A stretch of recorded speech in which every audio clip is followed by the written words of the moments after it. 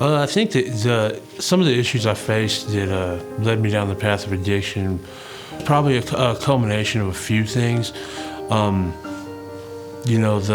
not having an extended family, growing up in an environment where everybody has unlimited cousins and brother. I grew up around West Plains, and I craved that more than anything, like just to have a brother.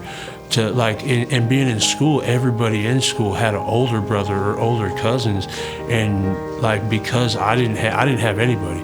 Everybody had that, their dad was a star football player, their brother was a star basketball player. I went in there, I blazed my own trails, and a lot of them ended badly. Drugs welcome everybody. It's sad to say, but and so I think that had a lot to do with it. And I don't know why a lot of people. I had a reputation for doing drugs long before I ever did, just because I was never against it. And I guess just because I wasn't against something or was okay with it, that I just got labeled as something that I wasn't. So it's after a while, being known for something or being told that you're something, that you just, okay, I guess I'll be that. And I decided to apply for Heartland when I was in jail. I've been to jail multiple times. This time in particular, it was the third time that I was arrested for distribution. But that really wasn't really a factor in it. The main factor was that I was so sick and tired of being sick and tired. I was sick and tired of doing drugs. I was sick and tired of selling drugs.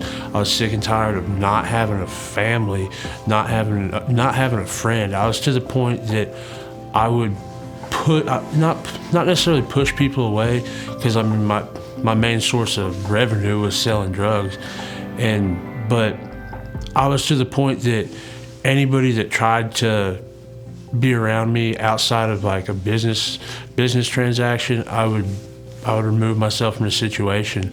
I was so sick of people coming into my life and acting like they were my friends just so they could get some drugs or a free high or something. So I just decided I was going to avoid all the pain by not allowing myself to fall into that trap anymore. And it was a bad place to be. So in getting arrested, it gave me, I knew all this stuff. I knew I was in a bad place. I knew I needed help. And I just didn't know where to go.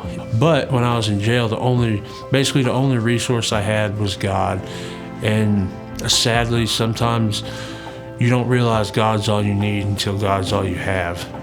I ended up having to take a 30-year backup on my probation to be able to come up here.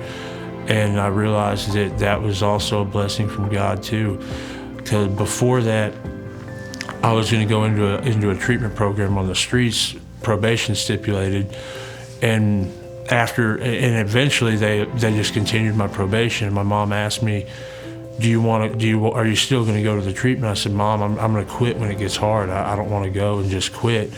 And so it was probably 6-7 months after that I got arrested, and God seen that I wasn't able to do that on my own strength. He's like, okay, well, here, if this is what you need for you to be able to make it through this when it gets hard, then this is what I'm going to give you to make it through this when you get hard. I never once thought in my life that I'd be thankful for having a life sentence hanging over my head on probation.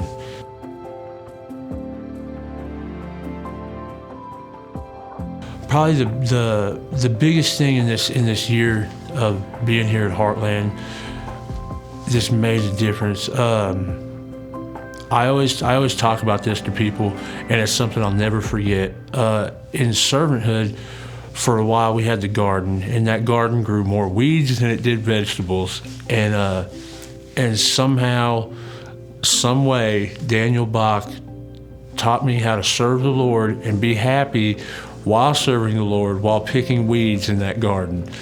And I went around the mountain on that so many times, picking those weeds. But the part of that that I got, that I walked away with wasn't being happy picking weeds. It was submitting to a person in authority. And when I realized that nobody that's in authority is there on their own power, they're there because God put them there. And once I learned that and actually could see what that meant and realize what that meant, that helped a lot, and that made a lot of other things fall into place. My life has been impacted in many ways. I learned what it meant to follow Jesus as opposed to just be a fan, and I say that because a lot of things, you know, what did Jesus do for? Or he died on the cross for our sins.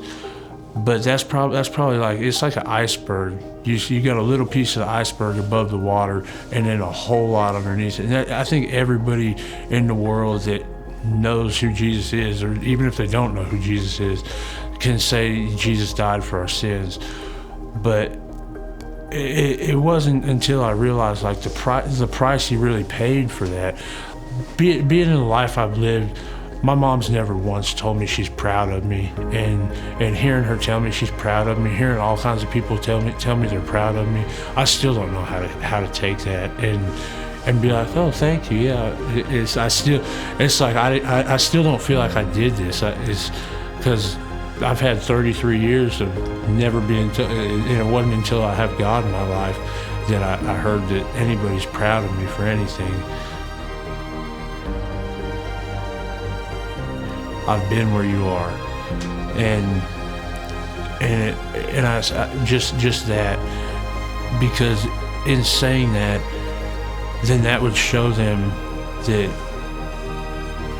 it's possible to go somewhere else, to be somewhere else. You don't have to live in that bondage.